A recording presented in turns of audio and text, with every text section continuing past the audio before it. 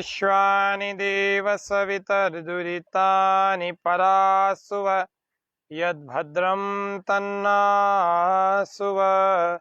ओम शांति शांति शांति।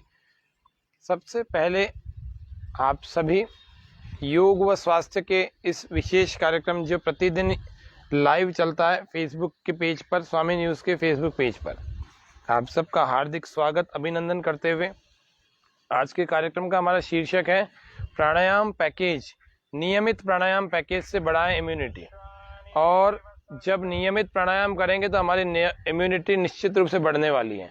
आप सबने अभी देखा होगा जो लोग हमारे इस कोरोना के संकट काल में वैक्सीनेशन करवा रहे हैं, एक वैक्सीन का डोज लगवा रहे हैं और फिर दूसरा भी डोज लगवा रहे हैं, तो वैक्सीनेशन करने वाले बनाने वाले जो वैक्सीन बनाई है जिन लोगों ने, उन लोगों के विचार यदि थोड़े देखे जाएं तो वो कहते हैं कि ये थोड़े दिनों के लिए इम्यूनिटी बढ़ रही है, परमानेंट नहीं है, स्थायी नहीं है। आपने बहुत सारे लोगों को देखा होगा जिन्होंने 2-2 टीके लगा दिए और वो भी चले गए दुनिया से, और जिन्होंने टीका नहीं लगाया वे भी बैठे हैं। हम वैक्सीनेशन का विरोध नहीं करने आए, हम आपको केवल इतना बता रहे हैं कि टेम्परेरी थोड़े दिनों के लिए वहाँ पर वैक्सीन से इम्यूनिटी बढ़ती है, लेकिन परमानेंट इम्यूनिटी बढ़ेगी तो योग और प्राणायाम करने से। तो प्राणायाम योग का एक भाग है, आसन एक भाग है, ध्यान एक भाग है। तो प्राणायाम जो है हमारे इंटरनल सिस्टम को अच्छा बनाएगा। वैक्सीन लगाएं, आप लगाना चाहते हैं लगवाएं, ऐसा नहीं है कि हम आपको मना कर रहे हैं, लेकिन ये है कि आपको प्राणायाम भी करना है। परमानेंट अगर आपको इम्यूनिटी चाहिए तो परमानेंट इम्यूनिटी के लिए तो प्राणायाम करना ही पड़ेगा। प्राणायाम परमम तप है। प्राणायाम हम सबको प्रतिदिन करना चाहिए। ये योग साधना का भी एक महत्वपूर्ण अंग होता है। योग साधना का एक महत्वपूर्ण अंग होने के साथ साथ ये शरीर को रोगों से दूर रखने का भी काम करता है। तो इस तरह से प्राणायाम के आज इस पैकेज को हम जानते हैं। पहले हम भस्त्रिका प्राणायाम को सीख रहे हैं। सबसे पहला जो प्राणायाम है उसका नाम है भस्त्रिका प्राणायाम। 9 प्राणायामों का आज पूरा प्रशिक्षण, आज ये सत्र, विशेष सत्र, आज हमारा 152वां कार्यक्रम है, एपिसोड नंबर 152। 200वें कार्यक्रम में फिर जैसे 100 में हमने कुछ कार्यक्रम अच्छा किया था स्टूडियो में, ऐसे ही 200वें कार्यक्रम में भी हम कुछ विशेष करेंगे। थोड़ा सा घटा दो, हल्का सा। तो इसीलिए आप सबके सहयोग से ये कार्यक्रम नित्य प्रति दिन भर दिन बढ़ता जा रहा है। आप लोग योग करें, योग के कार्यक्रम को फैलाएं, इस लिंक को बढ़ाएं, आगे बढ़ाएं, और भी कई सारे मित्रों, परिचितों और जिसको हम रिश्तेदारों कहते हैं, इन सब के पास भेजें, जिससे कि वे लोग भी योग करके अच्छे स्वस्थ बने। सबसे पहला अभ्यास भस्त्रिका प्राणायाम का कर रहे हैं। सबसे पहले भस्त्रिका प्राणायाम को देख रहे हैं। श्वास पूरा गहरा भरा जाता है इसमें, है ना, जितना आप भर सकते हैं उतना पूरा भरें।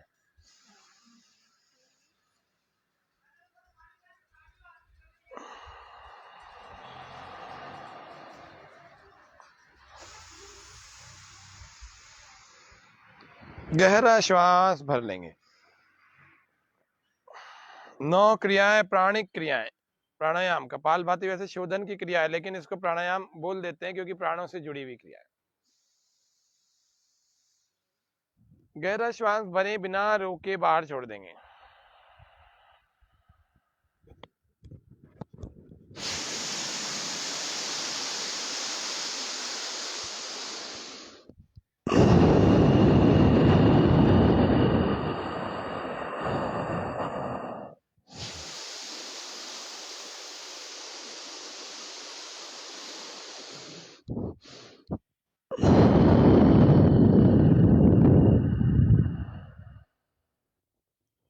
आपको श्वासों की आवाज सुना रहे हैं, जिससे आपको पता लगे कि ये कितनी गहरी भरी जा सकती है, कितने लंबी भरी जा सकती है, कितनी देर तक ये भरी जा सकती है।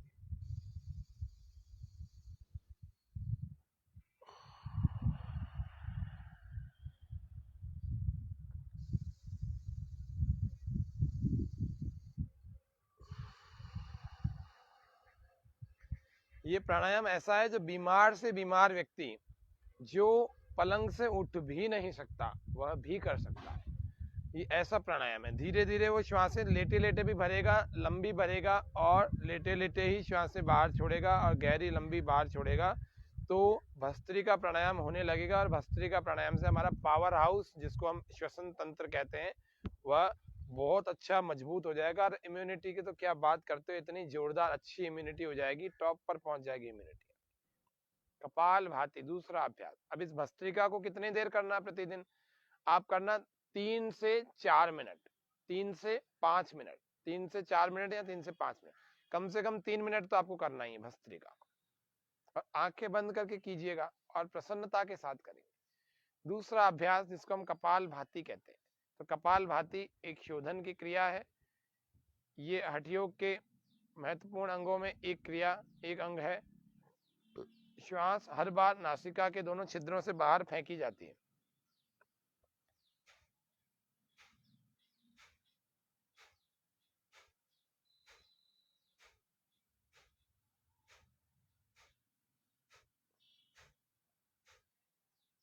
इसी प्रकार आंखें बंद करके ही करते रहें। 1 सेकंड में एक बार श्वास बाहर फेंक रहे हैं, 1 सेकंड में एक बार। माताओं बहनों बेटियों को मासिक धर्म के और गर्भावस्था के दौरान नहीं करना चाहिए कपाल भाती का अभ्यास।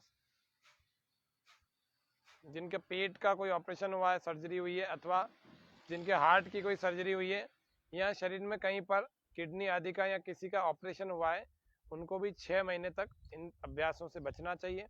और फिर भी स्थिति आपको ठीक ठाक लग रही है तो 3 महीने बाद धीरे धीरे इसको शुरू किया जा सकता है। प्रसन्नता के साथ करें, तनाव मुक्त होके करेंगे। एक एक श्वास के साथ तनाव बाहर छूटता जा रहा है। इसमें इसी प्रकार से स्थिरता से करते हैं। कुछ लोग क्या कंधे हिलाते हैं, ऐसे नहीं करना। कुछ लोग गर्दन हिलाते हैं, कुछ लोग नाक सिकोड़ते हैं। ये बिल्कुल गलत विधियां हैं। ये सब दोष है। प्राणायाम में दोष है, योग में दोष है, तो दोषों से बच के भी रहना।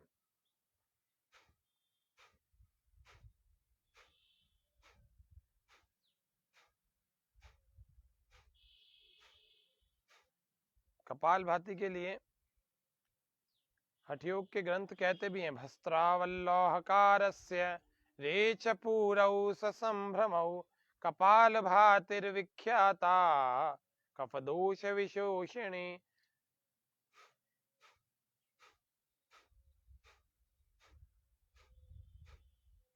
कपाल भाती 1 सेकंड में एक बार प्रयास करें।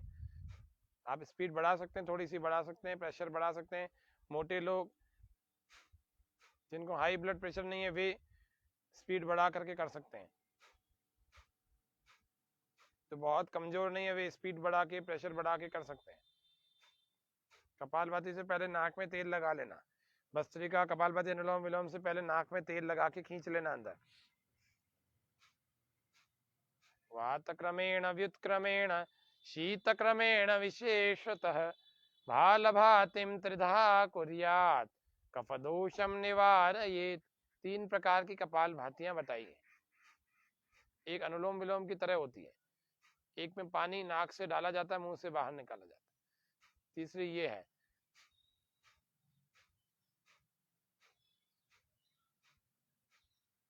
कपाल भाती मुख्य रूप से ये बहुत बड़ा काम क्या करती है वो सुन लेंगे। हमारे फेफड़ों की शुद्धि करती है। सबसे ज्यादा कचरा जो होता है ना हमारे नाक से हमारे फेफड़ों के अंदर जाता है, हमारे मुंह से हमारे पेट के अंदर जाता है और हम बीमार हो जाते हैं। फॉरेन पार्टिकल्स जितने भी हैं वो सब हमें बीमार बनाते हैं। कोरोना में तो आपने देख ही लिया, नाक से ही जा रहे थे, मुंह से ही जा रहे थे, उनको मास्क लगा के बिल्कुल रोक दिया। तो आप इस बात को समझ लो कि कपाल भाती करने से हमारे लंग्स जो हैं शुद्ध हो जाते हैं। लंग्स के अंदर जितना भी कचरा है वो सब एक एक हर श्वास के साथ बाहर निकलता रहता है। कफ दोष विशोषिणी, जिनको रोज रोज कफ के दोष हो जाते हैं, जब लंग्स में इन्फेक्शन हो जाता है ना तो ही कफ के दोष होंगे, तो ही खांसी होगी, तो ही जुकाम होगा, तो ही जिसको हम अस्थमा कहते हैं श्वसन के रोग वो होगा। वो तब होते हैं जब आपको फेफड़ों का इन्फेक्शन हो जाता है, या फिर श्वास नली का कोई इन्फेक्शन हो जाता है, या फिर कफ जमा हो जाता है, तो ये सब हमारे कपाल भाती से ठीक होने लगते हैं। किसी प्रकार का लंग्स का इन्फेक्शन नहीं रहता हम सबको। तो आपको इस बात का ध्यान रखना है कि कपाल भाती आपको रोज करनी है। किनको नहीं करनी वो बता दिया, कितनी देर करनी है ये भी जानना जरूरी है।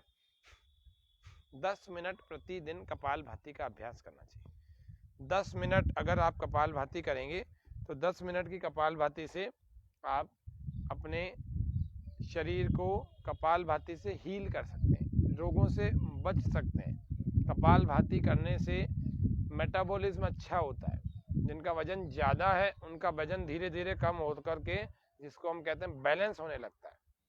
और जिनका वजन कम है, जो वजन बढ़ाना चाहते हैं, वे भी 10 मिनट रोज कपाल भाती किया करें। मेटाबॉलिज्म अच्छा हो जाएगा तो आपका पाचन तंत्र अच्छा हो जाएगा। पाचन तंत्र अच्छा हो जाएगा तो आपका वजन बहुत कम है तो भी ठीक ठीक ठीक ठीक होकर के बैलेंस हो जाएगा। बहुत थक जाएं तो रुक जाएं, शक्ति का अतिक्रमण ना करें।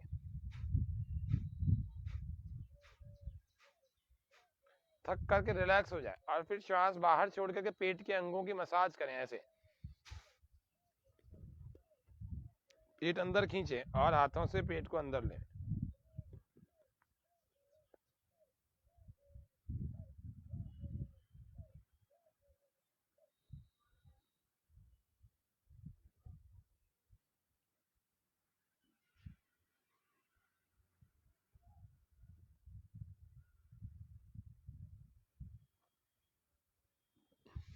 सब जगह दबा दो, पेट के समस्त अंगों का व्यायाम हो जाएगा। अब ये कपाल भाती एक स्वस्थ व्यक्ति को 10 मिनट करनी चाहिए, बीमार व्यक्ति को 20 मिनट। जिनका पेट फूल जाता है कपाल भाती से, उनको कपाल भाती से बचना चाहिए, नहीं करनी चाहिए। जिनको जलोदर की प्रॉब्लम है, यानी कि पेट फूलने की समस्या है, थोड़ा सा कपाल भाती किया पेट फूल गया, जिनके पेट में पानी भरा हुआ है, हाँ, जिनके किडनी की ज्यादा समस्याएं हैं, किडनी क्रिएटिनिन लेवल जिनका बढ़ा हुआ है, वे लोग कपाल भाती का अभ्यास ना करें। जिनके कोलाइटिस की समस्या है वे लोग कपाल भाती का अभ्यास ना करें। कोलाइटिस यानी बार बार भोजन करने के तुरंत बाद ही शौच के लिए जाना और शौच में चिकना पदार्थ निकलना, कोलाइटिस की प्रॉब्लम है, कपाल भाती नहीं करना। तो ये सब चीजें ठीक करने के बाद कपाल भाती करें। और कौन कौन कर सकता है वो भी बताया मैंने आपको। जिनको थोड़ा सा कपाल भाती करते ही बीपी हाई हो जाता है, उनको नहीं करना। बहुत कमजोर है, बहुत कमजोर, उनको नहीं करना। कपाल भाती 80-90% लोग कर सकते हैं, लेकिन 10-20% कौन से लोग नहीं कर सकते हैं वो मैंने आपको बताया।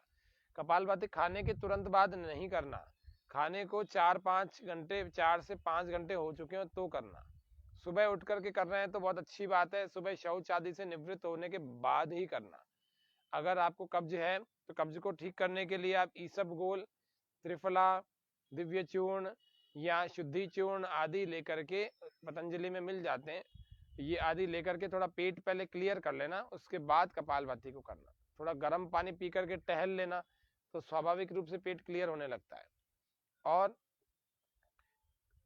गर्म दूध में बादाम रोगन का आधे से 1 चम्मच डाल करके भी रात को पी जाए तो भी आपका कब्ज दूर हो जाएगा। तो जब पेट खाली होगा तो कपाल भाती पूरा लाभ करेगा। नहीं तो कपाल भाती करने से क्या, फिर मल ऊपर की तरफ चढ़ने लगता है, तो फिर आपका जो आधे घंटे बाद पेट साफ होना है वो नहीं होगा या उतना अच्छे ढंग से नहीं होगा। तो कपाल भाती का अभ्यास खाली पेट करना चाहिए। ये कपाल भाती के बारे में बहुत सारी बातें मैंने बताई। और कपाल भाती के बाद अपने अंगों की मसाज भी करनी चाहिए। कैसे? श्वास बाहर फेंक के पेट को अंदर खींच के हाथों से दबाना चाहिए, ऐसे।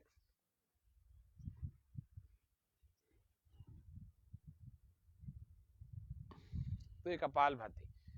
तीसरा है बाह्य प्राणायाम। आज आपको धीरे धीरे सारे 9 के 9 प्राणायाम मैं बता रहा हूं। पहला भस्त्रिका हमने किया, दूसरा कपाल भाती नामक क्रिया को समझा किया, तीसरा है बाह्य प्राणायाम। तो बाह्य प्राणायाम बहुत रहस्यात्मक चीज हुआ करती थी किसी समय में, गुरुकुलों के ब्रह्मचारियों और आचार्यों तक सीमित होती थी। अब पूज्य स्वामी रामदेव जी महाराज ने इसको बिल्कुल सहज हर व्यक्ति तक उपलब्ध करा दिया, इसकी विधि समझा दी। ये शरीर में बहुत सारी शक्तियां बढ़ाने का काम करता है बाह्य प्राणायाम। श्वास बाहर फेंकते हैं इसमें और बाहर ही रोकते हैं। गुदाद्वार को अंदर खींचते हैं, यानी कि एनस पार्ट को अंदर की तरफ खींचना है, कॉन्ट्रैक्ट करना है, खींच के रखना है। पेट को अंदर खींचना है, चिपकाना है। ठोड़ी को अंदर लगाना है, श्वास बाहर ही रुका रहेगा।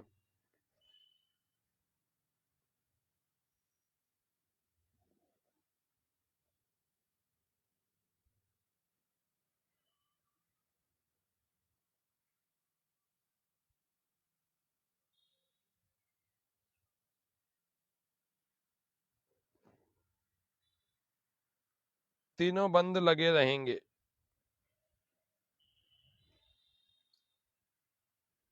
यथा सामर्थ्य रोकें, फिर धीरे धीरे तीनों बंदों को ढीला छोड़ करके श्वास को अंदर भर लेंगे। फिर से एक बार देख लेते हैं। श्वास बाहर फेंका, बाहर रोका, यानी बाह्य कुंभक करना है। फिर एनस को अंदर खींचा, गुदाद्वार को, मलमूत्र के द्वार को, इनकी इंद्रियों को अंदर की तरफ खींच रहे हैं। पेट को अंदर चिपका रहे हैं, ठोड़ी को अंदर लगा रहे हैं।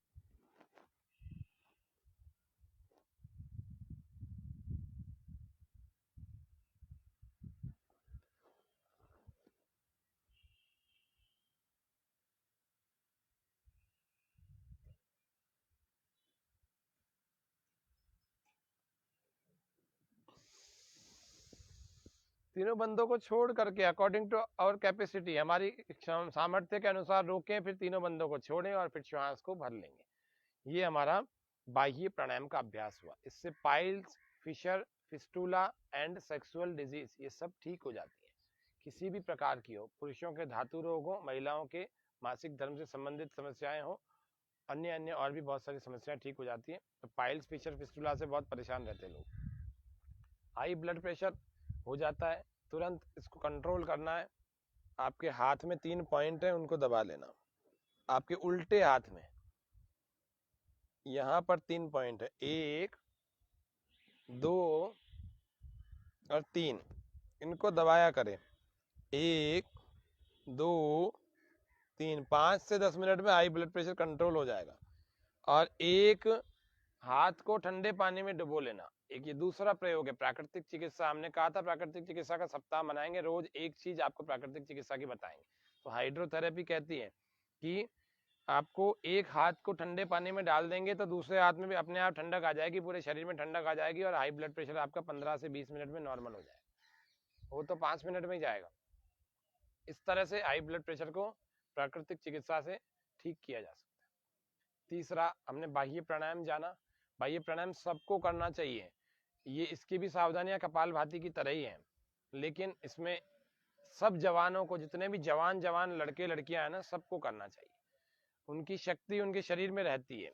उनकी शक्ति अधोगति की तरफ नहीं बढ़ती है, ऊर्ध्व गति की तरफ होती है। ऊर्ध्व रेता बनता है, ऊर्ध्व रेतस होता है, ऊर्ध्व गमन करती है शक्तियां। और ऊर्ध्व गमन यानी शक्तियां हमेशा ऊपर चढ़नी चाहिए, हमेशा उन्नति तो करनी चाहिए जीवन में, नीचे थोड़ी बढ़ना चाहिए, नीचे थोड़ी जाना चाहिए, नीचे थोड़ी गिरना चाहिए, तो हमेशा ऊपर की तरफ बढ़ना चाहिए। तो ये हमें बाह्य प्राणायाम ऊपर की तरफ बढ़ाता है। हमारे पुरुषों के वीर्य को, स्त्रियों के रज को शरीर में सुरक्षित रखने में बहुत मदद करता है। और ये बहुत अच्छी चीज है, इससे दुष्ट विचार भी नहीं आते हैं। और दुष्ट विचार नहीं आते हैं तो हमारा चरित्र बचा रहता है, चरित्र हमारा खराब नहीं होता। अग्निसार, श्वास को पूरा बाहर छोड़ दें। चौथा अभ्यास, पूरा श्वास भरें पहले, फिर पूरे श्वास को बाहर छोड़ देंगे और बाहर रोकें, पेट को अंदर खींचें और छोड़ें। उड्डयन बंद को लगा रहे हैं, छोड़ दें, यानी कि पेट को अंदर खींच रहे हैं, छोड़ दें।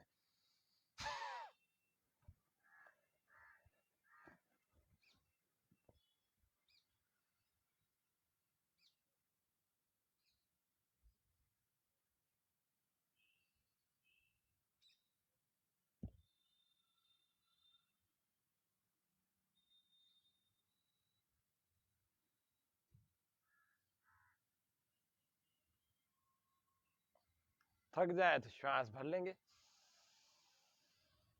फिर से श्वास बाहर फेंकें, फिर पेट अंदर खींचें, फिर से चलाएं।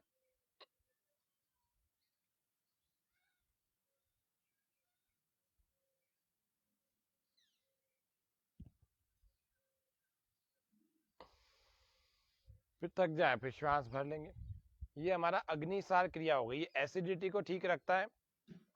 एसिडिटी की कोई सी प्रॉब्लम हो गई हो, गैस की, एसिडिटी की, कब्ज की, तीनों को ठीक रखता है। लेकिन ये ध्यान रखना इसमें चाहिए कि तब भी पेट खाली होना चाहिए। ये भी भोजन के बाद तुरंत नहीं की जाती है।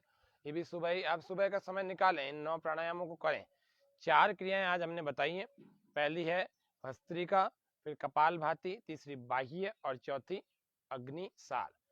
हम 5 क्रियाओं को कल जानेंगे।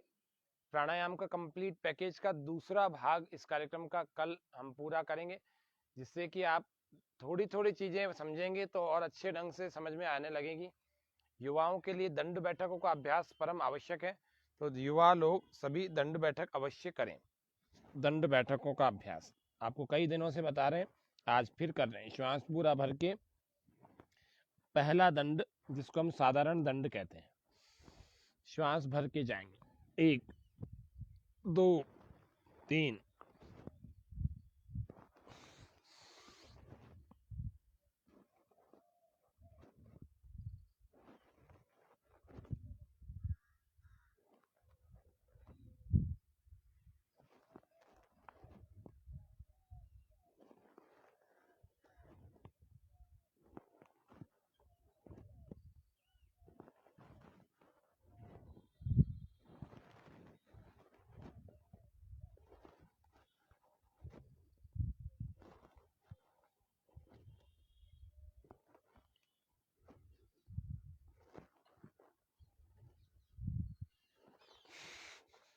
श्वास बाहर, विश्राम। अगर आप एक श्वास में इतने दंड लगा सकते हैं तो अच्छी बात है, नहीं तो एक श्वास में एक दंड लगाएं, एक श्वास में 3-4 दंड लगाएं, कोई बात नहीं, लेकिन धीरे धीरे ये सामर्थ्य बढ़ने लगेगा। फिर सर्प दंड लगाएं। सर्प दंड में 3 बार नीचे ऊपर हो जाए, ऐसे।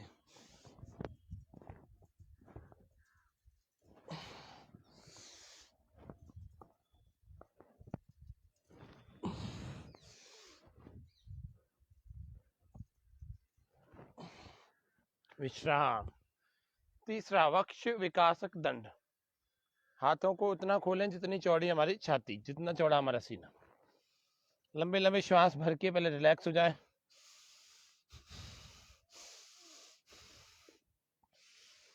और उतना खोलने के बाद हम करेंगे वापस तैयारी की स्थिति। श्वास पूरा भर के जाए, श्वास छोड़ के वापस।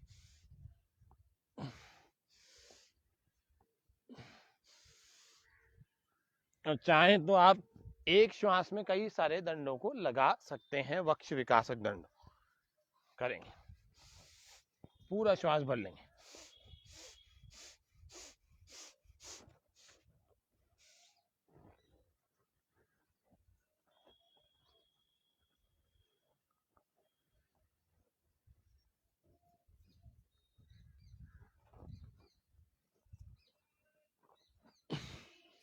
ऐसे 8-8 10-10 दंडों से शुरू करें, और फिर धीरे धीरे आपकी दंडों का अभ्यास बढ़ता जाएगा।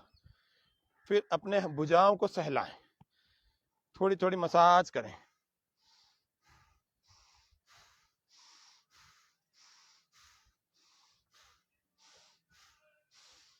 लंबे लंबे श्वास, भुजाओं की, सीने की, पीठ की, कमर की, सभी मांसपेशियों को थोड़ा थोड़ा सहलाएं, और सहला करके इसको आराम दें।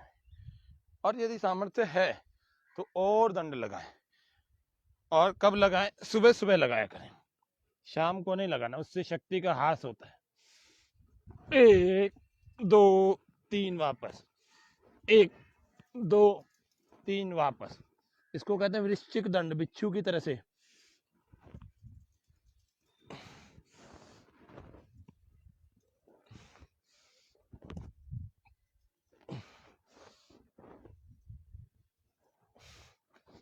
हनुमान दंड, राम मूर्ति दंड। इतने दंड हैं, 12 16 दंड भी होते हैं। तो आज हम राम मूर्ति दंड को देख लेते हैं। नीचे धीरे धीरे धीरे धीरे ऐसे जाते हैं, फिर धीरे धीरे वापस आते हैं। श्वास भरने के बाद जाते हैं, और जब पूरा हो जाता है तो श्वास बाहर छोड़ देते हैं। देखते हैं।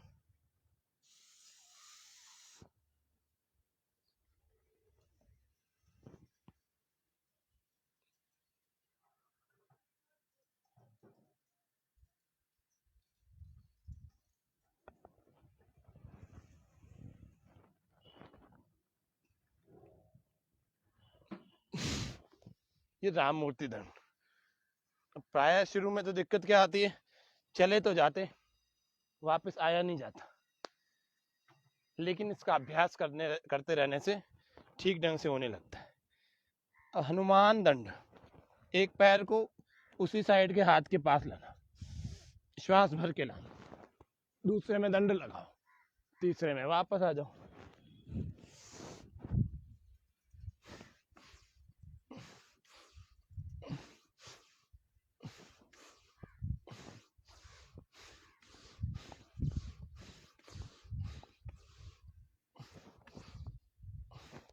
विश्राम।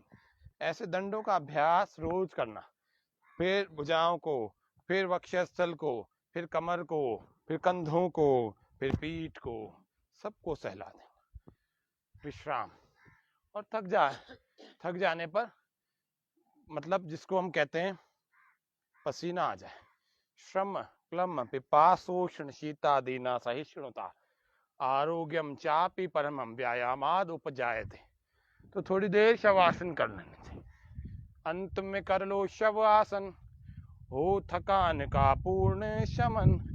अंत में कर लो शवासन। बहुत थक जाने पर एनर्जी का कोऑर्डिनेशन, एनर्जी का मैनेजमेंट, ये भी आना चाहिए एक योग करने वाले को। बिल्कुल शरीर ढीला, पीठ के बल, नहीं तो योग सुबह करेंगे फिर थक जाएंगे, 1-2 घंटे तक आपको आराम चाहिए। नहीं, ऐसा करने की आवश्यकता नहीं है। 5-7-10 मिनट का शवासन योग निद्रा कर लेना, शिथिलीकरण कर लेना, तुरंत एनर्जी फिर इकट्ठा हो जाएगी।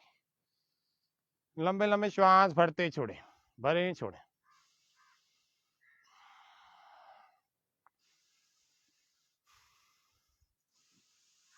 सारे आसन करने के बाद में आपको हमेशा शव आसन थोड़ी देर करना ही चाहिए, नहीं तो आपकी एनर्जी लॉस ज्यादा होगी, इकट्ठा कम होगी।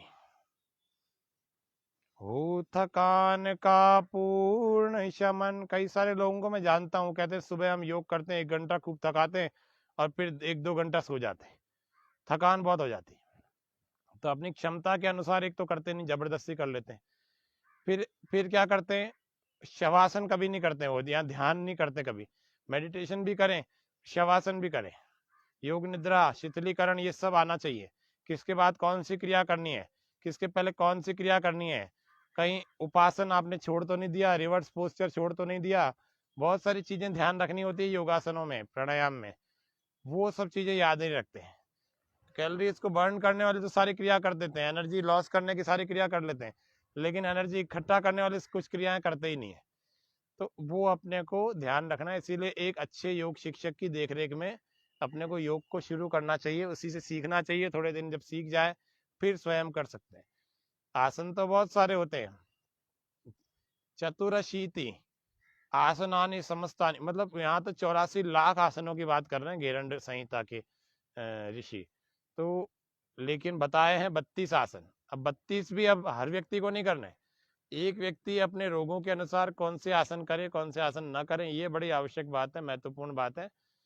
तो वो हमें ध्यान रखना चाहिए। वो एक योग शिक्षक ही तय कर सकता है कि आपको कितने रोग है और किसमें कौन सा करना है, किसमें कौन सा नहीं करना है, किसके बाद कौन सा करना है। ये सब चीजें ध्यान रखने की बात है। जब आप लंबे लंबे श्वास से रिलैक्स हो जाएं, शरीर को शवासन में रखने के बाद आप बिल्कुल रिलैक्स हो गए, अब वापस आ जाएं और फिर बैठ जाएं। और बैठने के बाद आज के कार्यक्रम को हम यहीं पर समापन कर रहे हैं शांति पाठ के साथ में। कल फिर इसी प्राणायाम के सत्र को कंटिन्यू करेंगे। इसके दूसरे भाग प्राणायाम पैकेज, नियमित प्राणायाम पैकेज से इम्यूनिटी बढ़ाएं, भाग 2 हम कल लेकर आएंगे। फिर से कल आप सब योग करें, स्वस्थ रहें और अपनी इम्यूनिटी को बढ़ाएं, ताकि हमारे इस कार्यक्रम का उद्देश्य पूर्ण हो और इस कार्यक्रम के लिंक को अन्य बहुत सारे लोगों तक शेयर करें। ओम शांति शांति शांति, सर्वेभ्यो नमः। सबको सादर नमस्ते, सबका धन्यवाद, आभार। स्वामी न्यूज चैनल का भी बहुत बहुत आभार, हृदय से कृतज्ञता और साधुवाद। कल फिर मिलेंगे, तब तक करें योग, रहें निरोग। ओम शांति।